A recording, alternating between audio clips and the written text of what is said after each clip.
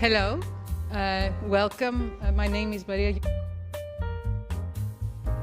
It's a pleasure to welcome you to Kotzen Hall, those of you who are here, but also the people who are watching us online.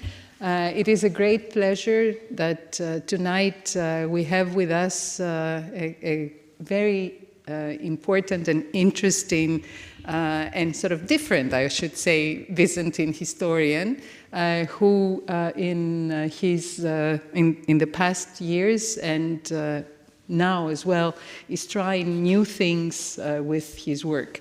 So Yuval Rothman is a professor at the Department of Jewish History of Tel Aviv University. He is a social historian of the ancient and early medieval Eastern Mediterranean world. And I guess when we're in Athens, we can call this Byzantine world. His research ascribes a central role to the social and cultural processes in the Eastern Mediterranean and the Near East under Roman and Byzantine rule. This is, of course, a world that is very complex, as you all know, because it gave rise to new forms of religious communities. And this is with the fusion of the Hellenistic tradition, the Jewish civilization, and the new emerging Christian culture. And within this framework, his work has focused on slavery, on child labor, on captives and redeeming of captives, and on religious conversion. And his current research focuses on two topics, sanctity and social abnormality in the religious life of the late antique Near East, and rivalry between religious communities of different faiths in the Byzantine world. Yuval was trained at the University of Tel Aviv, and he has a BA in History and Computer Science, and an MA from that university. And from Tel Aviv, he went to the University of Paris for his graduate work and his PhD. And his dissertation focused on slavery in Byzantium from the 6th to the 11th centuries. And as you will read, if you've read his work, he challenges the idea of the decline of ancient slavery, and he is focused on medieval slavery. He now has two books on Byzantine slavery, one in French that was published in 2004, and a translation that appeared in English, Byzantine Slavery in the Mediterranean World, from Harvard University Press in 2009. He has held fellowships of postdoctoral fellowships from Yad Hanadiv, Jerusalem, and at Princeton from the Siger Fellowship at Princeton University. And before going back to Tel Aviv to teach in the Jewish History department, he was a professor at Yale from 2004 to 2009 when I had the chance and the privilege to meet him.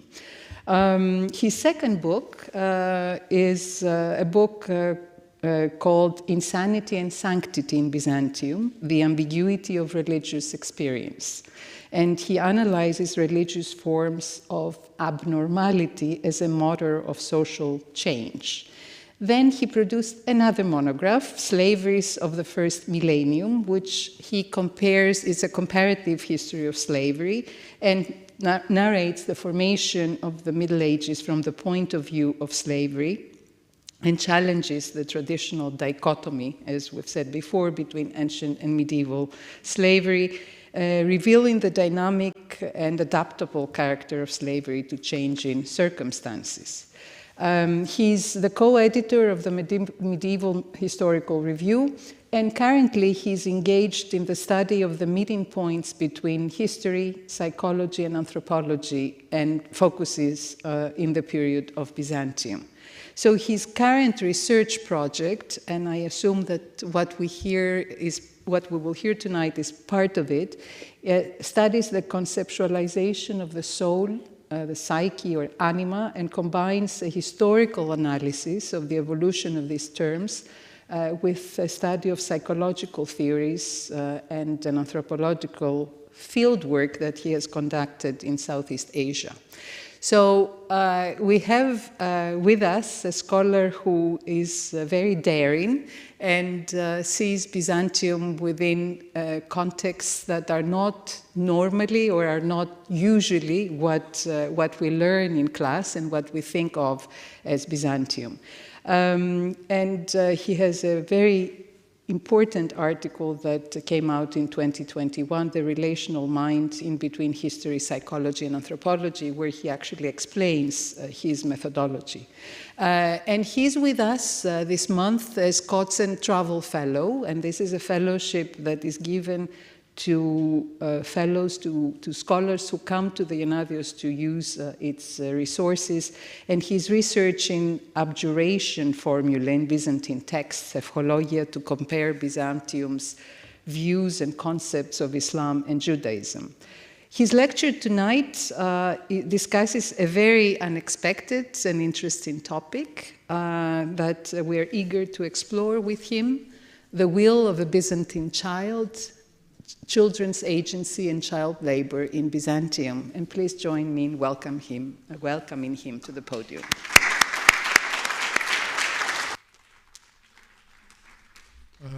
Kalispera, good evening. Dear Maria, it is an immense pleasure and an honor and a privilege to be here.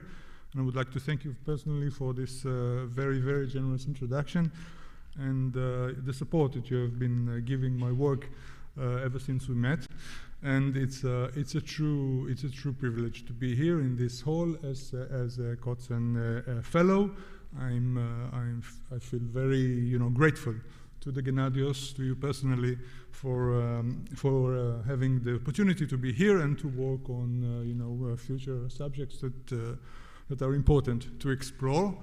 My subject today is the will of a Byzantine child, and I would like to state from the beginning that it's a will, it's not a testament, but it's a will volonté, yes, a will, a desire of the child. Childhood is no longer believed to be a modern conceptual construction. This is also the case of concepts such as children's will, children's labor, and children's agency. In this paper, I would like to examine the dynamics between these three concepts by focusing on the way in which the relationship between them was used in Byzantium. In defining the borderline between the private and the public in reference to children, Byzantine law and Byzantine literature established the ways of action for Byzantine children. In this, they changed the relation between the child and the family. Before we get to Byzantium, I would like to introduce a paradox that dominates the current sociological discourse about working children. I would like to argue that the historian point of view is not only productive, but also essential for this discourse. To the intellectual mind today, child labor is seen as a phenomenon that needs to be fought against. This attitude is echoed in politics and legislation on both national and international scales. International organizations have acted over the last decades to stop the phenomenon of child labor using legislation and other political and social means. Although this control has proved successful, child labor and the exploitation of children are still very much a part of today's world. Moreover, our world, Western countries included, largely profit for them, and you can see the numbers stay in the last report of the child labor of the ILO, the International Labour Organization, about millions of children who are currently in labor, including hazardous positions of work.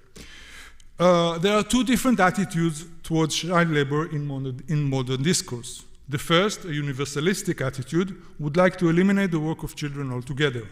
This attitude was created and argued for by international organizations such as the ILO, who have taken legal actions to limit and abolish child labor around the world. The second attitude, known better as cultural relativism, holds that Western perspectives projected on non-Western cultures are colonial by nature, since they are motivated by a desire to enforce a change in the structures of non-Western societies. Over the last decades, a new concept entered the discourse about child labor: agency. In regard to children, agency designates the link between the child's will and the child's action. A child's agency defines its ability to carry out its will into action. A child is different from an adult in this respect, since the child is normally dependent on others to get its desires enacted. Acknowledging the need of children to have agency is connected to the question of child labor in general, since children, some scholars argue, not only need to work to support themselves and their families, but also, having their own will, want to work. Work is the only means of survival for most working children today. Moreover, work is not only an economic necessity. It can also provide children with the means of changing the situation by giving them self-esteem, especially in their families' eyes. It can give them independence and control, or in other words, agency. This seems to be the solution of the problem of working children today. It ensures that children are not marginalized. To allow children to work and to eliminate their abusive employment coincide. Both render to them what should be theirs, their agency. Moreover, agency may also provide a comfortable solution for the ethical problem universalism introduced, since children who possess their own agency could become independent agents of their own cultural environment. Enhancing children's agency seems therefore a possible solution to the problem of child labor today. In what follows, I will try to argue the opposite, that agency cannot be the solution to the problem. Most children in today's world indeed have no choice but to work. Abusive, harmful, and exploitative employment of children should and must be fought against. But it does not follow that non-abusive forms of child employment should be legitimized. In fact, child's will and child's agency are highly speculative and depend entirely on the ethical norms and cultural ideas dictated by society. In order to examine the dynamics between children's work, agency, and will, and the condition that supports these dynamics, I propose to leave the discussion about child labor in the 21st century in favor of my own field of research, Byzantium.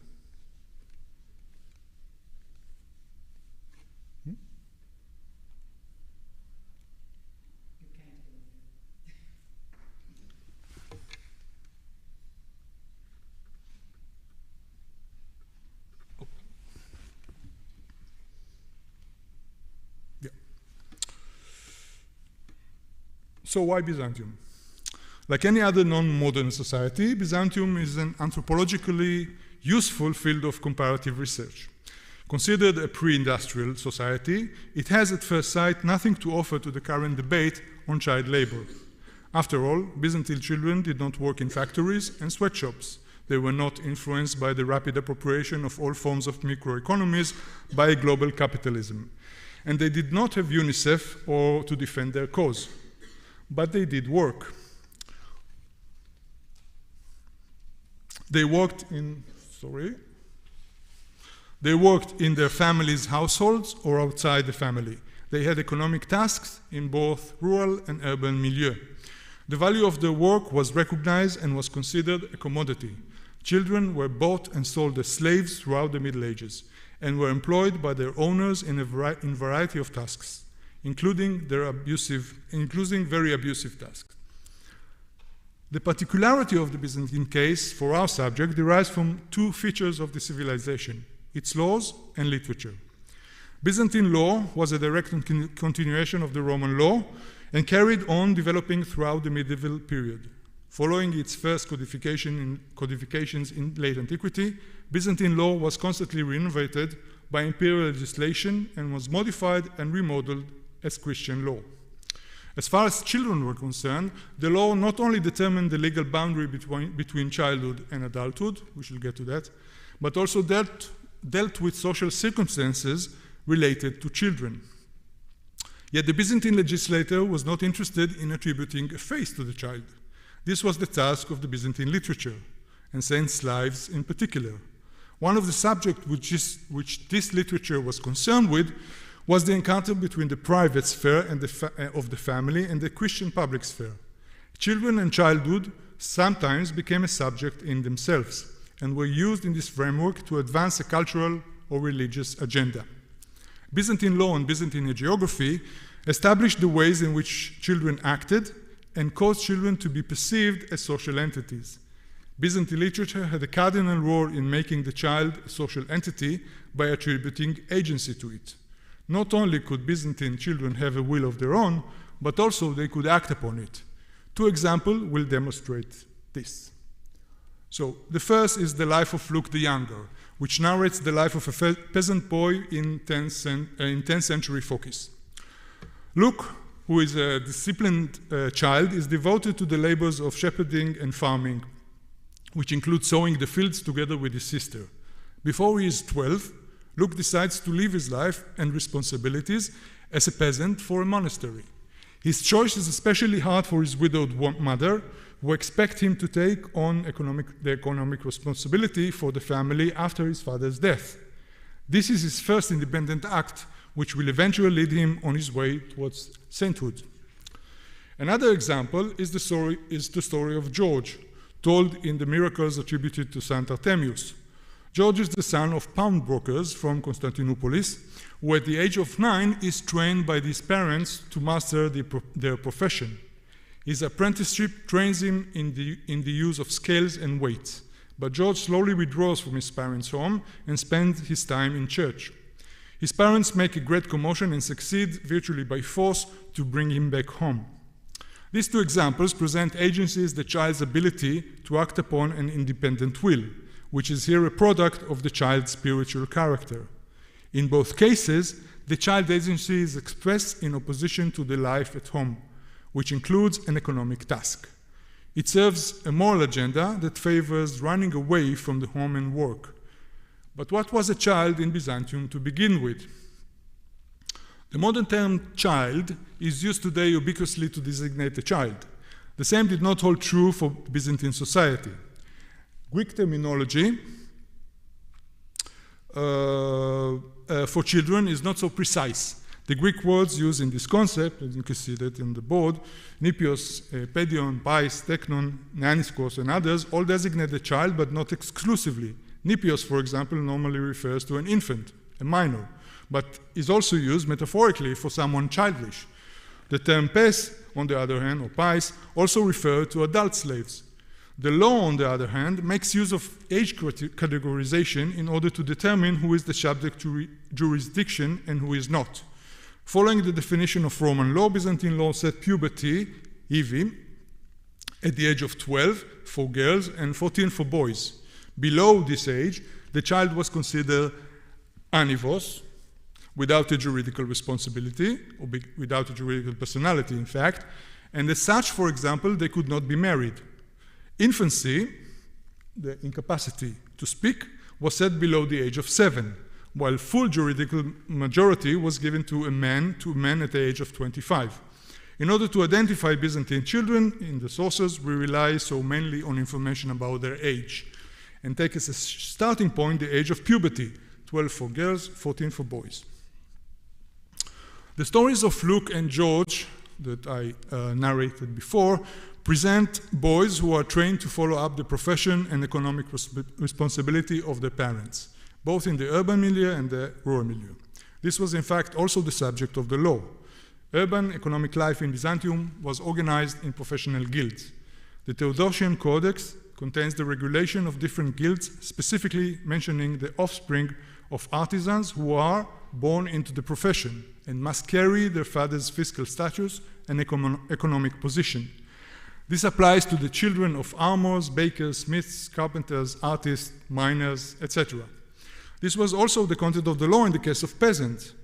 The koloni, or yogi, were part of the rural society of late antiquity, whose form of dependence derived from the land that they cultivated and forced them to pay the taxes attached to it, or rent. They and the children after them were bound to this fiscal responsibility generation after generation. Children inherited this fiscal status from their parents and were attached to the fiscal obligation of the land. This was also the case of the later pariki, who inherited their obligations of their fathers. Girls in rural households also take part in the agricultural labor and are sometimes mentioned also in continuing household labor such as spinning, weaving, and embroidering. Girls were also exploited as prostitutes. And Procopius in his Secret History, as well as the life of Theodore of Sicyon, reveal prostitution of girls as a profession transmitted from mother to daughter. As the examples cited above show, childhood was the period during which the son had to be trained by his father and a girl by her mother in order to continue the household economic organization. The child's work was thus considered a necessary part of its education and training. The economic and educative objectives of the child's work could not be differentiated in families of lower or middle social economic level. Both were totally dependent on children and their ability to work for the continuation and the existence of their economic organization. Of course, in a society that has no social security, all people relied entirely on their offspring. This was also the case with children who grew up without a parent. These were sometimes sent for training elsewhere. Such was the case of Elias of Heliopolis. An orphan, he could not be trained by his father.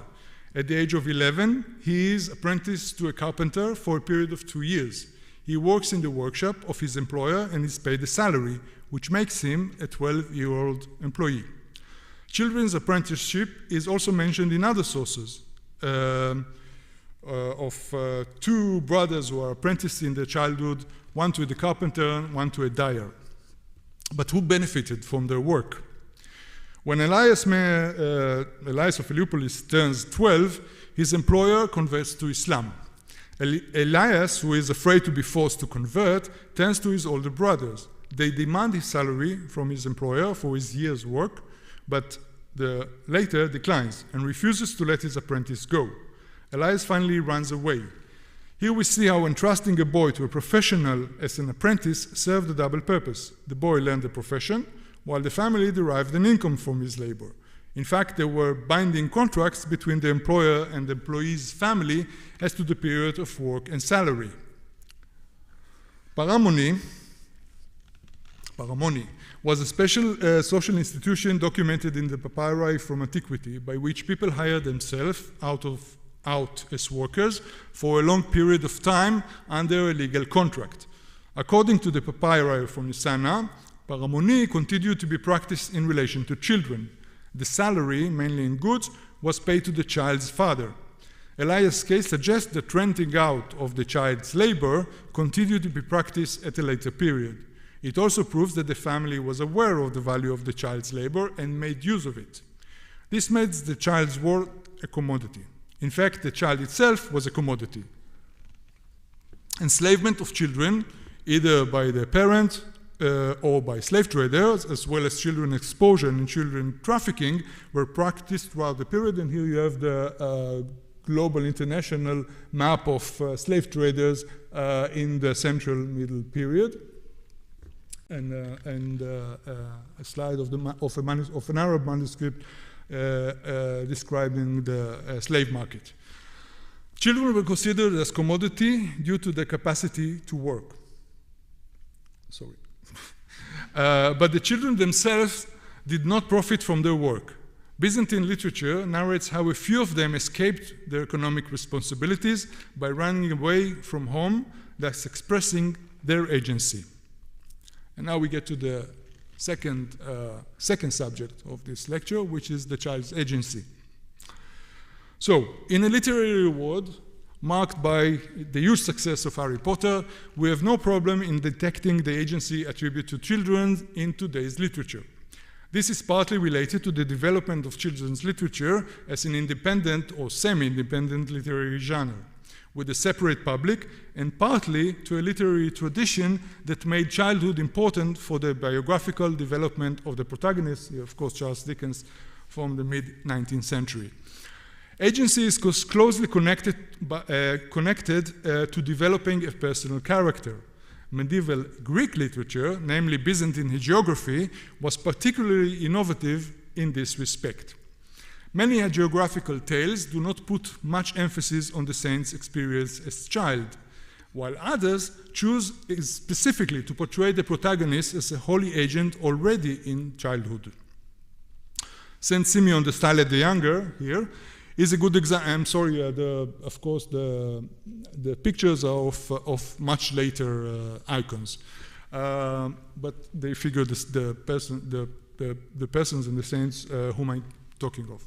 So Saint Simon the Stylet the Younger is a good example of the new role children began to play in this literature as holy agents. He was born in 521 in Syria. The first part of his life is dedicated to his childhood. Simeon has his first vision of Christ when he is 5 years old.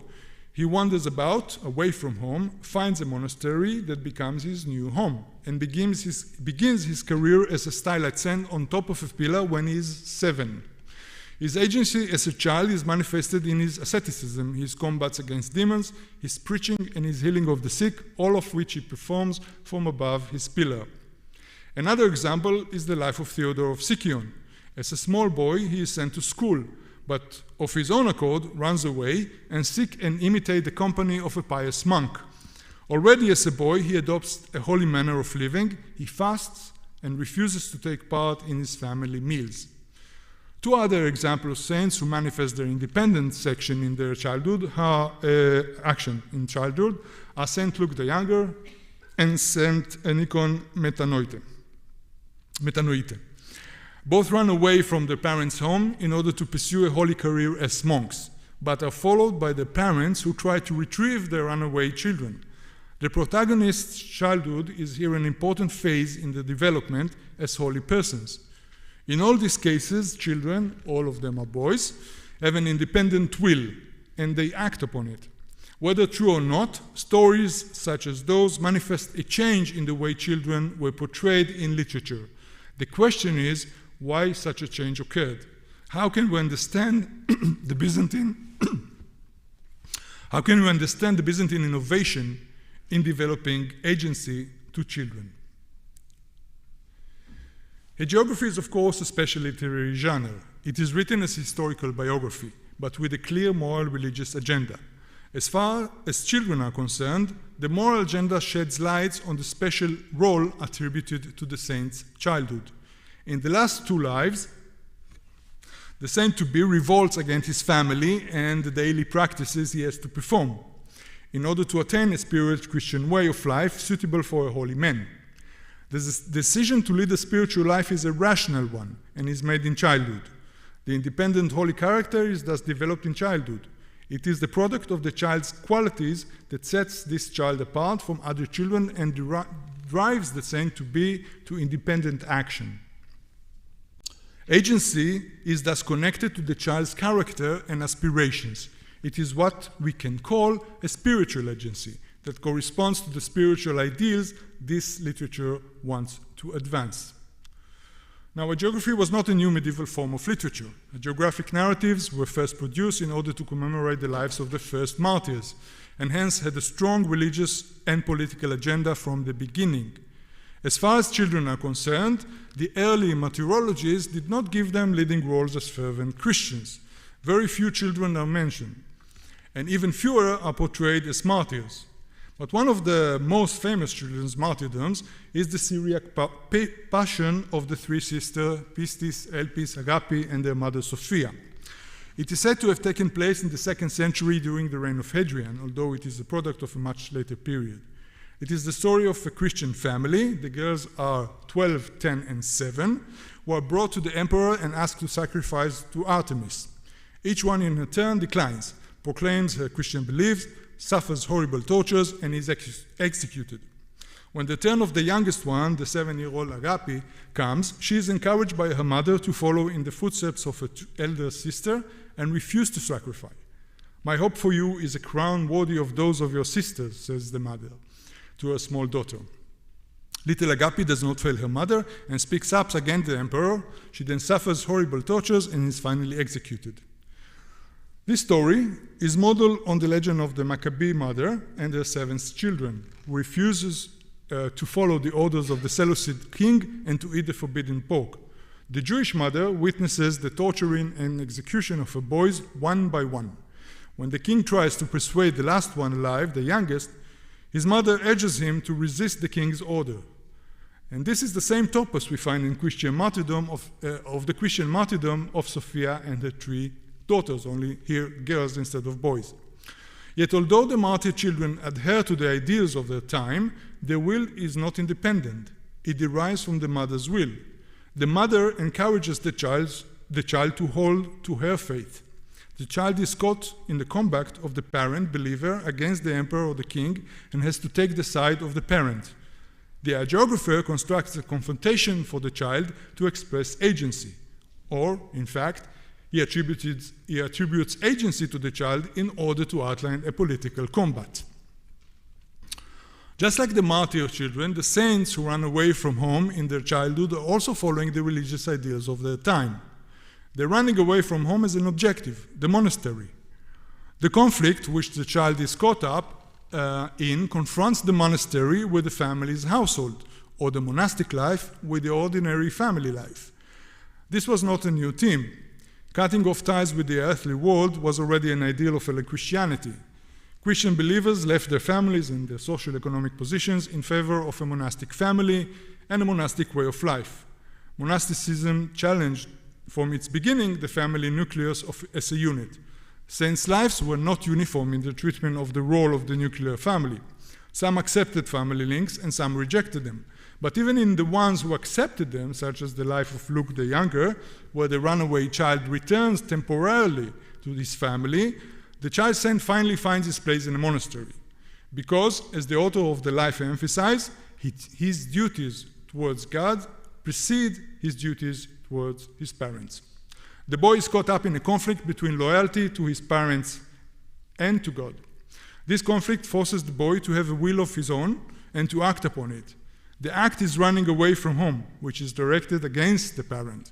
The duties towards the parent are performed in the family household. The duties towards God in the monastery. As such, they contradict one another. We saw that at home, these duties comprised economic tasks. But this was also the case in the monastery. In the 4th century, Basil of Caesarea set the age of entering a monastery to 16-17 years. This did not become a binding law. In fact, until the end of the 7th century, no legislative regulation limited the age of joining a monastery for either boys or girls.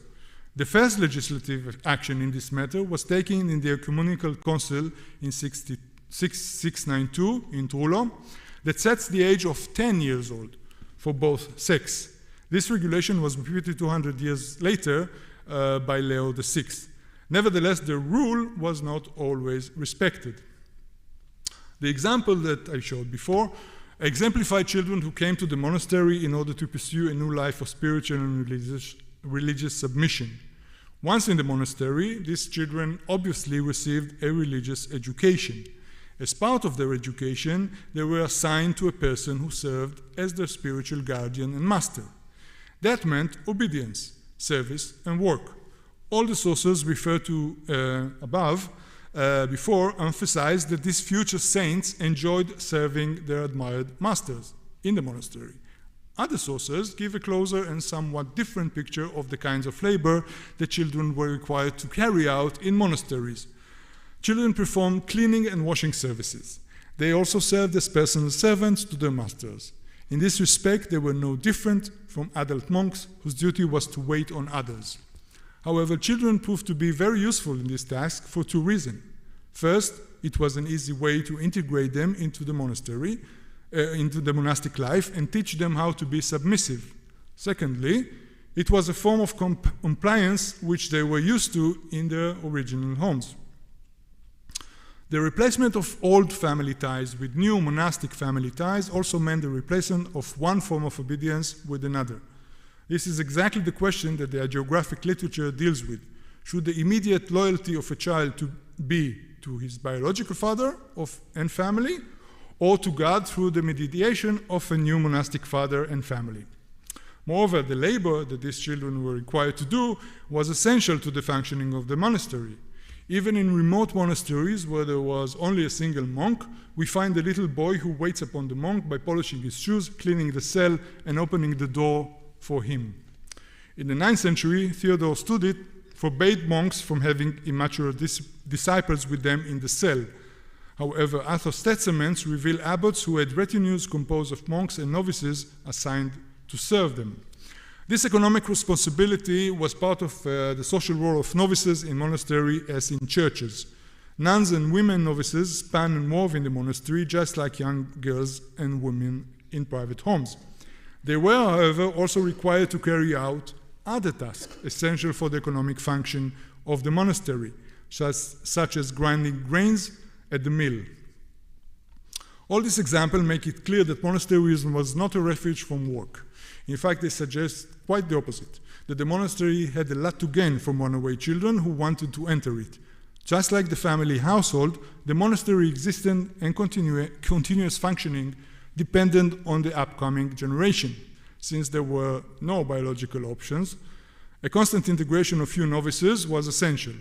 Monasteries could certainly profit from runaway children thanks to the fact the children and their labor were commodities. Such a geographic narrative were mostly written by monks. Since this was also an exemplary literature, the hagiographers set in the story models for imitation. It is mainly the protagonist, the saint-to-be, who wishes to leave the family and home, chooses to enter a monastery.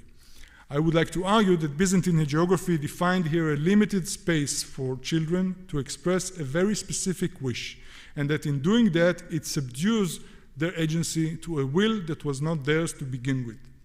The question whether Byzantine children run away from home to join monastery or not is therefore not pertinent here for the analysis of the child's agency as a cultural construction. This becomes apparent when we analyze the relation between the way a child agency and a child will are conceptualized. In fact, the concept of agency itself legitimizes the child's will to run away from home. So, my final question will therefore be, how is such a process of legitimization created? What enables it? Why is the will of a 10-year-old child marked as a positive and legitimate act? What determines that the child's will become legitimized? In other words, what determines that the child becomes responsible for his or her actions? In order to address such questions, we need to examine the relation between the agency and the moral responsibility given to the child. It is this responsibility which legitimizes the child's agency. In other words, the child's agency depends on the moral ability to differentiate right from wrong. Excuse me.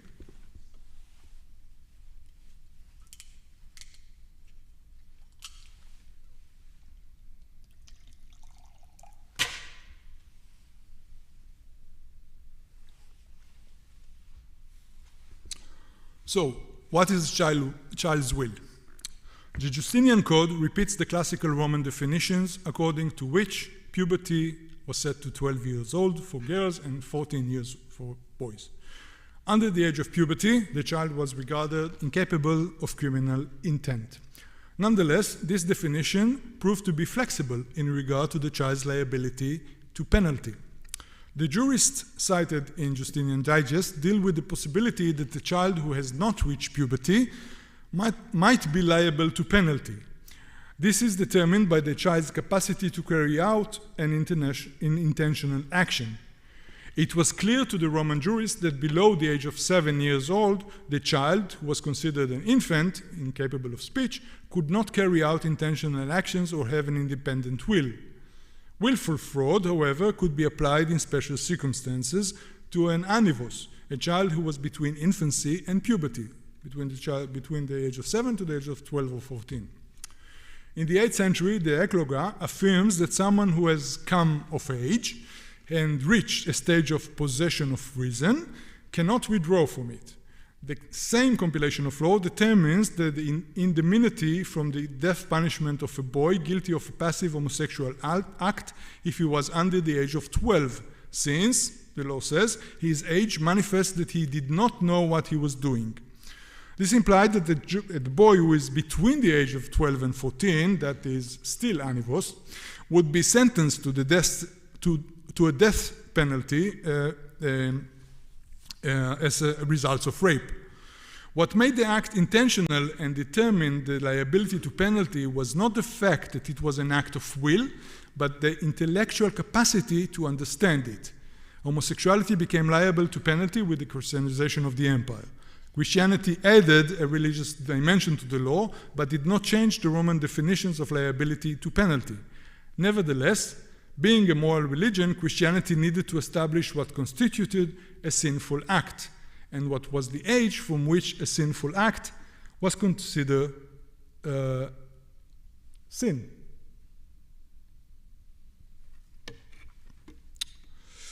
So, a child's sin. Origen refers to the age of possessing reason as the age when a child is capable of sexual temptation. Him and Clement both affirmed the freedom of infant soul from both passion and reason. The followers separate reason from sexual passion and stress the importance of the first, reason, which becomes essential to overcome the second, sexual temptation. John Chrysostom, Basil of Ancyra, and Jerome outline in their writings the importance of early education that must precede the development of the sexual sense in order to prevent the sins that can derive from it. According to Basil of Ancyra, the law of sin can be equated with sexual desire. Sin is here set to the age of puberty. In the life of Mary of Egypt, of course a much later icon, the heroine leaves her parents at the age of 12 to embark on a sinful life as a prostitute in Alexandria. She will later on find her sanctity, saintly destiny in Jerusalem. This will stand in opposition to her early sins, for which she will spend a remainder of her life in repentance. At the age of 12, she is no longer considered a saint, is no longer considered a child. It is striking how the definition of criminal intent in the empire's code of law, which was based on the age of puberty, receives here a new interpretation according to the Christian conceptualization of sin as sexual desire. In the 4th century, Basil of Caesarea stresses the importance of education in molding the mind in childhood, and in particular schools in monasteries, separated, of course, for boys and girls. He states that when reason enters in and habits of choice develop, children will take their course from the first element learned at the beginning and from traditional forms of piety. Reason proposing that which is beneficial, and habit imparting facility in right action. At this point also, permission to make a vow of virginity should be granted, inasmuch as it is now to be relied upon, since it is the individual's own choice and the decision follows upon the maturing of reason. After this stage too, rewards for good deeds and penalties for faults proportioned to the importance of the action are meted out to fair arbiter. As Holion of the Nomokanonon comments on the discussion in the digest about accusation of forgery and adultery relating to a child who had not reached puberty. It states that although puberty is set at the age of 12 or 14, boys, an anivos child who had not yet reached it is capable of treachery and forgery, starting from his 7th birthday. The Scholion states, however, that between the age of 7 to 14, the transgressor is not punished as a grown man, but punished in moderation. In his own question and answer, Theodore Valsamon states in the matter of confessions of sin that although according to the laws of the sins of anivi below puberty are to be forgiven, it is advised that after the 6th birthday, that is starting from the 7th year, both boys and girls will be liable to amend themselves by confession and to become holy. Why at the 7th year? Because, he continues, a previous council's decision declared that a 7-year-old girl is capable of seducing a man.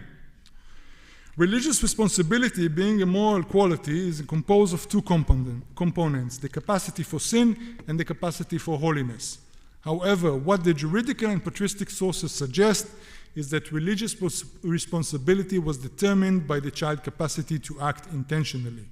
This process did not push down the borderline between childhood and adulthood. The borderline stayed defined at puberty, but there was a tendency to attribute an individual intent to the child and a will to the child at an earlier and earlier age, which, as I tried to show, served the monastery. So I would like to end with Theodora. Procopius' slanders of Theodora in his Secret History are very well known. He describes in length her mischiefs as a prostituted child. Procopius is not satisfied with this, but goes on to describe in a shocking, vivid way the sexual passion of a small girl that knew no end. His imaginary descriptions reveal his intention to show that Theodora's evil acts in adulthood derived from a character as a girl, as a child. He constructs a sinful character and attributes it to a child as an indication of moral corruption. In fact, Theodora and Justinian both acted to end child prostitution. A novella from 535 forbade the prostitution of girls by traders who traveled through the provinces and exploited the condition of unfortunate young women and girls, offering them new clothes and then prostituting them in the capital. The novella states that even girls under the age of 10 were forcibly prostituted and held in slavery. Not only did Justinian and Theodora acted to put a stop to that, they also found a monastery in Constantinople to protect such girls that provided them with a shelter. This, according to Procopius, was sometimes against the children's own will. We see here that the child's will is a cultural construction that serves the political agenda of the author. And this is the conclusion from this analysis. If we go back to the triangle that determines the dynamics between the three concepts, the child will, agency, and labor, we can see that the three are not only tightly connected in the modern discourse about children.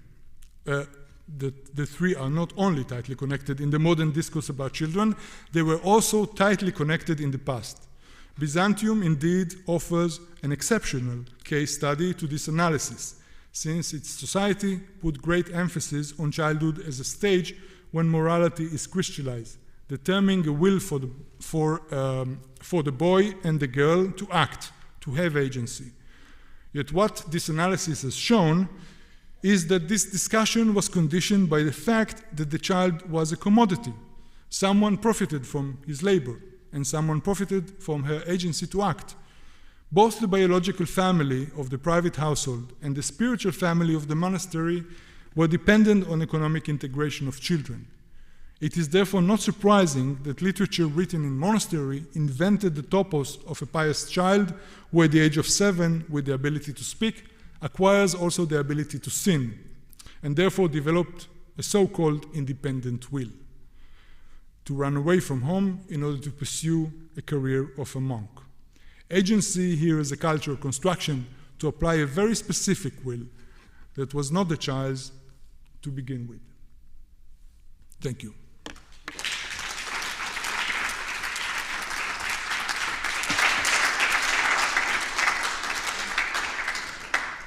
Thank you, Yuval, for giving us a lot of food for thought and wonderful ways in looking and reminding us or showing us texts and stories that some of us know, but turning them on their head and trying to make us think what all this means.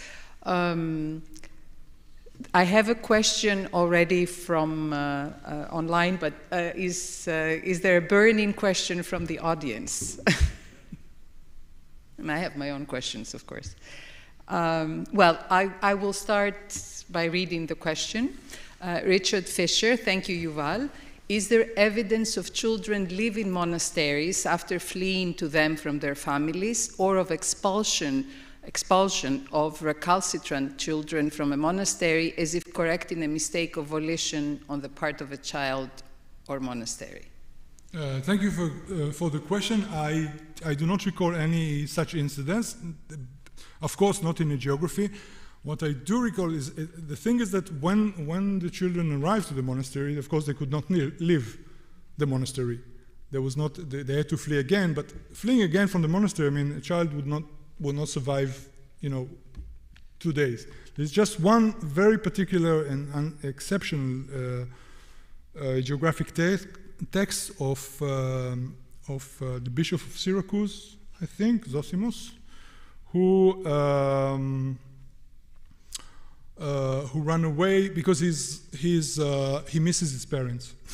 So he runs away from the monastery and back to his household after spending a few days in the monastery. And then on the way, it's like, the Virgin Mary appears to him and convinces him to go back to the monastery. So this is the only incident that I can recall in the geographic text. Of course, a geographic text will not tell us about children who want to leave the monastery. That's the trap of these texts.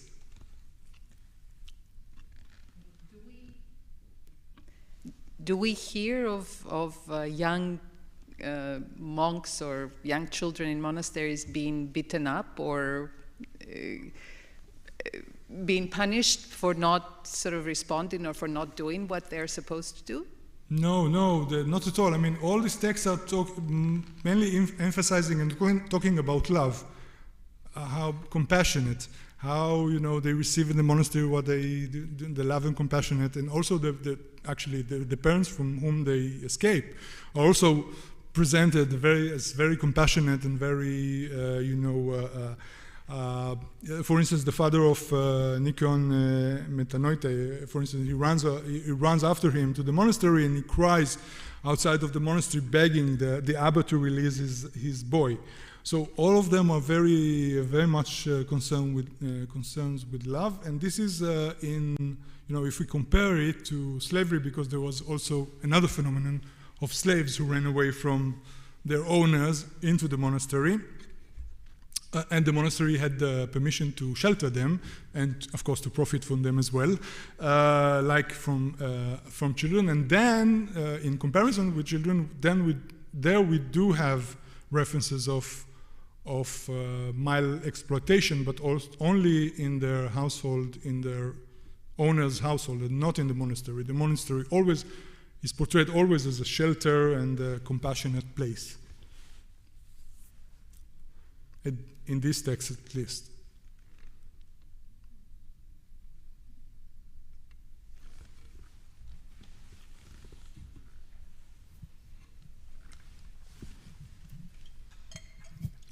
Hi, I'm Platon Petridis from the University of Athens.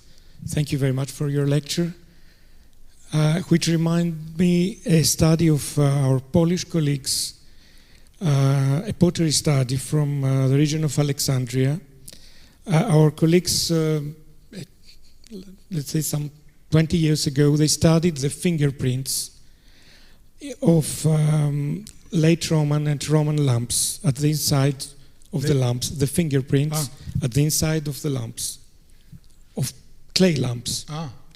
And they found that there were children of the age of 7 from 10 who worked on the pottery workshops. And of course we know that pottery workshops were mainly a family business. So these children could be slaves, but they could also be part of the family, members of the family.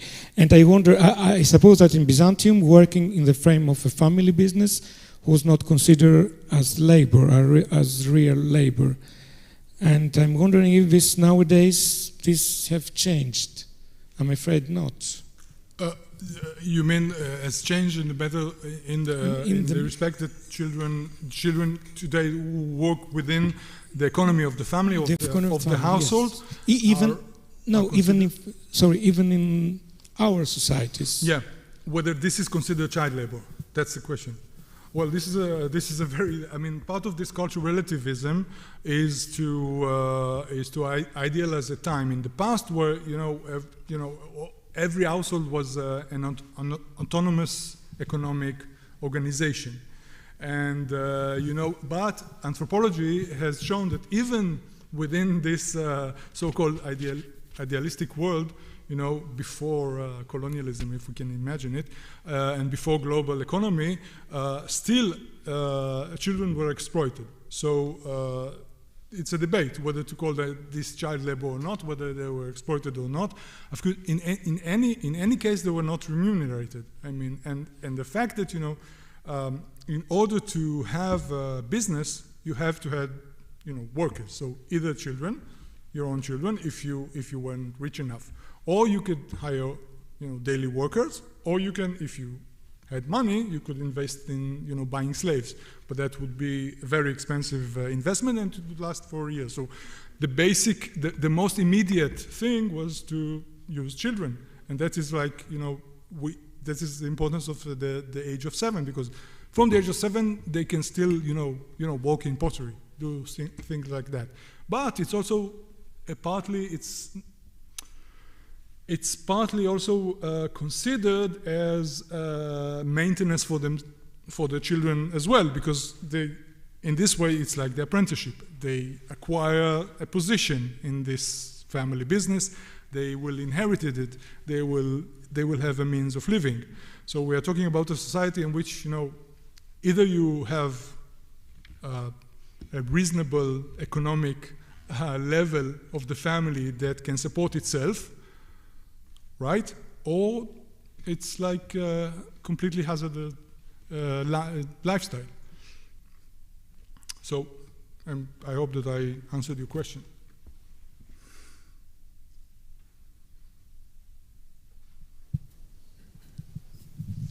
Thank you very much for an incredibly interesting talk. I'm fixated on the number and the age, I guess I'm saying, or thinking to myself, because that's just it's so somewhat arbitrary, and was it conceived as just a developmental issue or a stage that someone has reached? Because if that's the case, development is different. If disabled children, for example, or developmentally challenged people would be at a disadvantage. And then I'm thinking, why weren't there physical, for example, just reaching puberty? Does anyone ever take that into account, that could be a stage of physical development? Do you see what I'm saying? A mental development versus a physical development. So we don't have any references to this in the sources, to the physical development. But I mean, the thing is that what is very interesting in all these sources, they do pay attention to the thing that childhood is a phase of development, which is until, I don't know, 20 years ago, 30 years ago, historians were very much very reluctant to argue. So you can see that there is a way of conceptualization childhood as a developmental process, also internally, in mentality and morality, etc. Physical, not really. I mean, I don't. We can add maybe things and different kinds of sources, and we can argue that because the age of 7 is always given.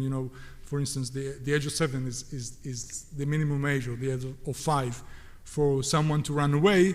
So this is indirectly it states that this is the first step of development, of physical development, right? But it's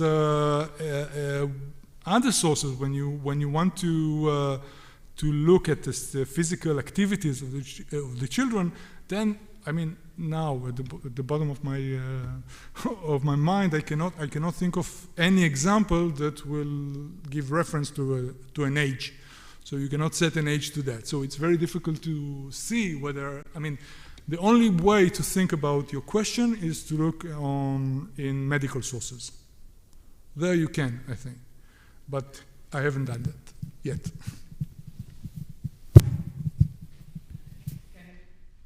I'll read the question if you don't mind. so that these people don't get desperate. Dimitra Tsekura, thank you for this very interesting presentation. Two questions. A, when this attitude towards children changed?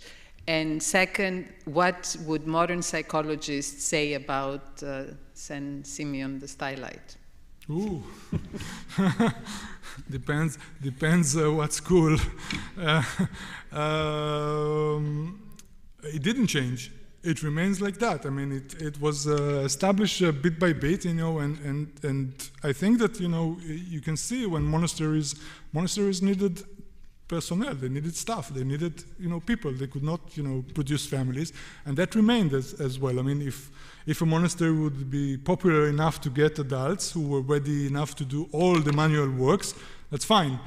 But in the Central and Middle Ages, I don't know if that was always the case. So this is something that developed and stayed like that. I mean, there was the other part of this phenomenon, which was parents who were giving their boy normally, sometimes girls, to the monasteries for education purposes, as a sort of like. But then they would have, you know, not a single child. They would have, you know, a few children, so they can spare one to the monastery. But this is also a phenomenon that is recorded by monasteries. So go and think what was the original point of view of the parents. As for the question of the Simon the Stylite, so this is a very important question, which opens up a whole, you know, another lecture about the psychology of the saints, and how, you know, all this. Actually, what I'm trying to argue in previous work is that we should not think about him as, you know, a person, but we should think about what does psychologically it means about society that believes in him. Why society constructs this sort of life. So if the story of a 5-year-old run away to stand on a pillar for the rest of her life is a bestseller, that means that society shifts its values towards, like, you know, encouraging children at 5 years old to run away. And why does it do that? My main thesis is that it uses this in order to change its definition of what is normal and what is abnormal, in order to bring about a change, social change.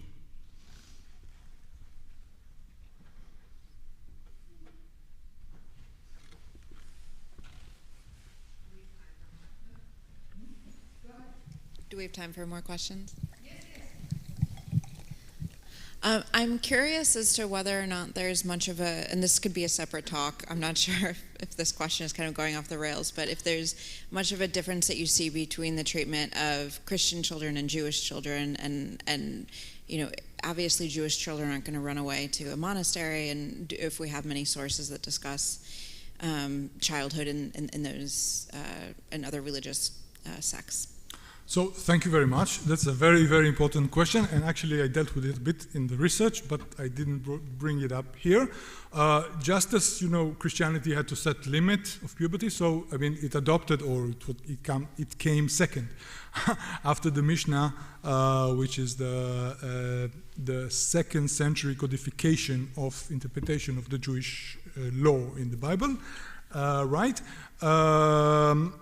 To set the age of 13 for boys and 12 for girls as a separation of, you know, a person that has his own juridical responsibility, both for girls and for boys. And this also had a close relationship to the age of marriage, of course.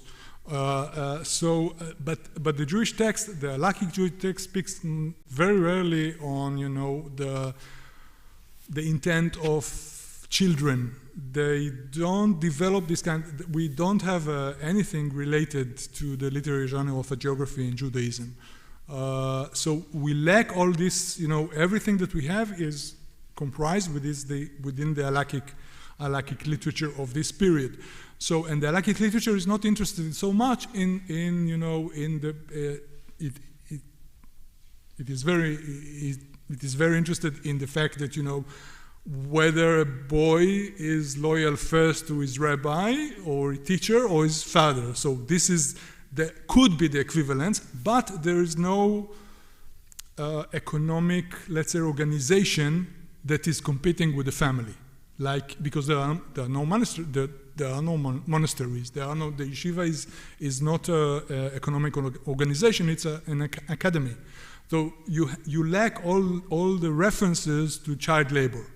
What you do have in the Central Middle Ages is the sources from the Cairo Geniza, where you have letters of, parents who talk about giving their, for instance, a widow who gives her boy as an apprentice to someone else. So you do have all this. So you can see that children in the Middle Ages was considered childhood, and children were considered commodity. So this was a global thing, but the fact that the competition over and the changes in the structure of the family has no equivalent in Judaism.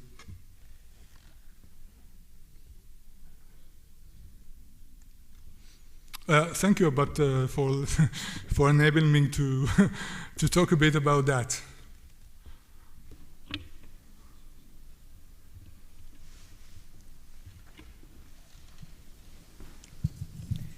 Thank you so much for your. Kosti. Sorry, that's loud. Thank you so much for your talk. I also have a bit of a comparative question, and if it's unrelated, you can set it aside. But I couldn't help thinking in this conversation about agency and will and children of Augustine's Confessions. Obviously,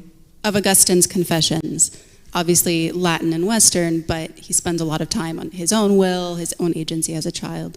So I wondered if this picture you're painting for the East, you see similar things going on in the West, if you happen to have delved into that at all.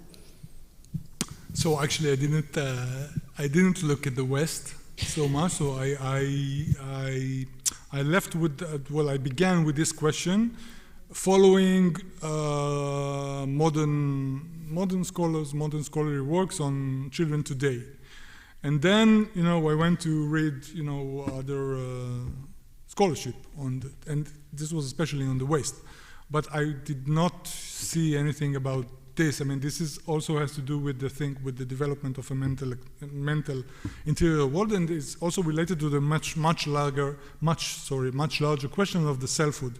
What is the selfhood? When does the selfhood begin to?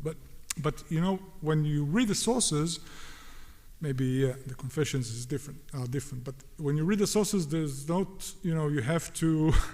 They don't use the word self, they don't use the word agency, they don't use the word will. You have to figure out how they, what they mean, how they build or construct this something that is resembled to our concepts. But you are absolutely right about the fact that the Western Christendom has maybe parallel concepts and maybe played with them differently.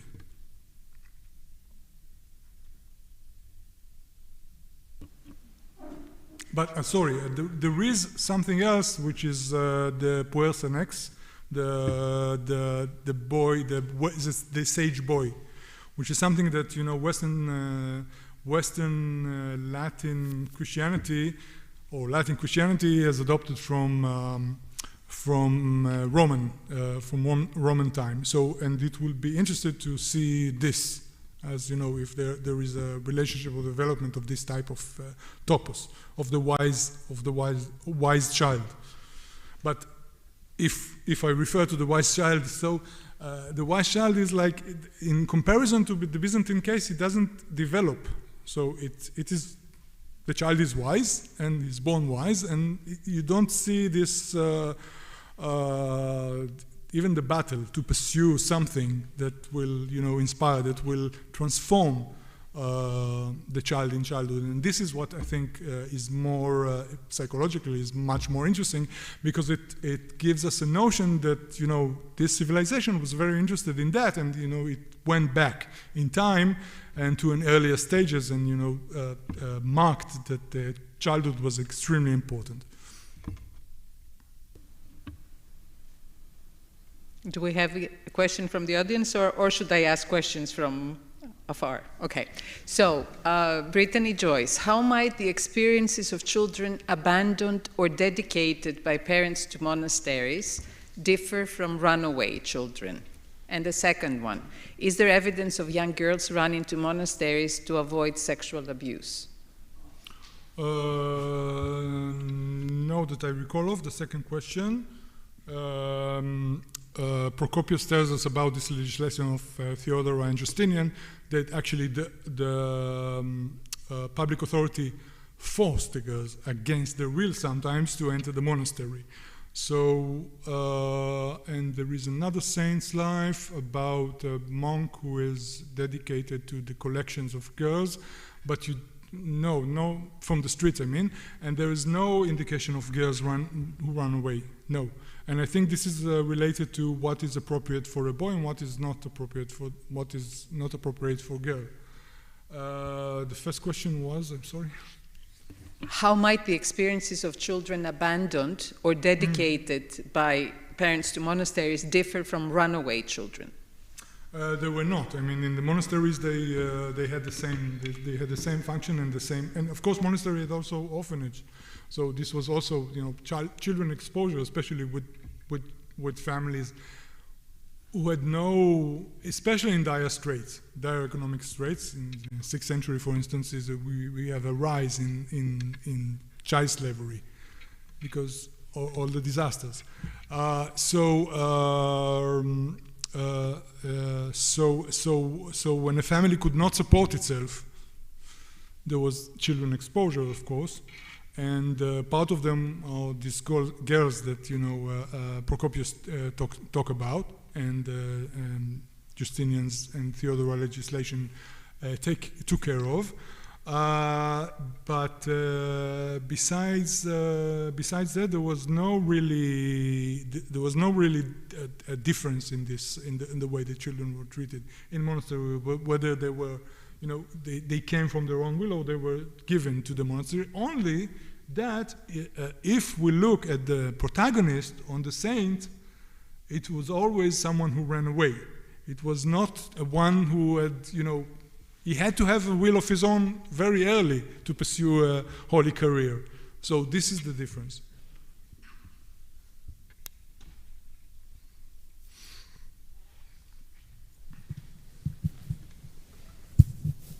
Thank you, Yuval, for this very exciting talk.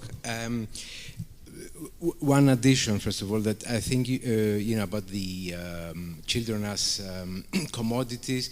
If you were a dependent peasant, or parigod, which was an increasing proportion of the population, practically everybody after a certain point, the tax officials, they would count children as parts of the assets that to be taxed. So it was really an essential, along with animals and other members of the family. So I had one question, clarification. I'm increasingly convinced by what you say that this let's say topos, or this literary technique of, it's not a literary technique to the children leaving home and going to the monastery. Is part of a debate, let's say. I totally buy that. But I got the impression, at some point you said something about the state also, legislation, lowering the age from which one can be held responsible, and what would the purpose of that be? That's the first question. The other thing I wanted to say, I'm saying the mixed, is that in fact, I'm going back to what I said before, you can expand it to adults, this debate, because a lot of the saints and a lot are in fact young adults who abandon their marriage to go to a monastery, and it's exactly the same results. It destroys a family, their plans, their economic projects and viability. And which brings me to the other point I wanted to make is that, in fact, you rightly point to the family as being the one hurt by that, but it's not only the family, it's also the state, because the state stands to lose taxes. Yeah. Yeah, this is the great question. Thank you for bringing it up. First of all, to the second part, and then I'll refer to the first part. So yeah, of course, a married person needed, not of course, I mean, the married person needed the spouse consent to enter a monastery, unless he or she would escape, which we find that in sources. But then the most interesting thing is that the monastery receives the authority to accept them, even if they escape. So, and this is what happened in these sources. I mean, you see that, below of course, the monastery want to portray themselves as having the authority, but in the case of slaves, you see that the state, I mean, intervenes in the laws of property, and let the property, the human property, escape from the rightful owner and go to the monastery and give the monastery the authority to shelter, and not also to shelter, and to keep it, and as long as the slaves in the monastery. And this is exactly what happened with the spouses, and also with children. So, and the fact is that this is the question: why does the state voluntarily, change the definition of authority of property? Because, according to Roman law, early Roman law, much before Justinian, the father owned the children. Of course, it was like the father could do whatever he wanted. The child was like a property of the father. This is why, exposure of children is not so, something very strange or odd, or enslavement of children by the parents. So the state intervened, but it intervenes exactly what you said, against its own interest, because it loses exactly the fiscal revenue of such, unless the state is behind it in order to profit from the monasteries in another way. Because the monasteries have, as you know, of course, were a facet of the Byzantine state. So, and this is something that we need to think about more, about how the state is behind this. Now, about the lowering of the age, this is something that, not the Christian part of the law, but, the part that was manipulated late by the Byzantine, or manipulated, was, let's say, modeled by Byzantine legislator, and we see that also with the age of marriage. The age of marriage drops. Why? Because it gave the family, on the contrary, it gives the family more opportunities to, construct, especially in the later period, to construct social relationship horizontally. So, yeah, I hope that I answer your two remarks. I know it's getting late, but I have two questions, so I will probably stop with these two. Theo Marinos, let's go to the absolute elite children of Byzantium. The question is, do we know from what age the imperial children took on permanent tasks of representation and other imperial work? I'm sorry, I've not dealt at all with imperial children, with the children of the imperial elite. So I cannot answer the question. Okay.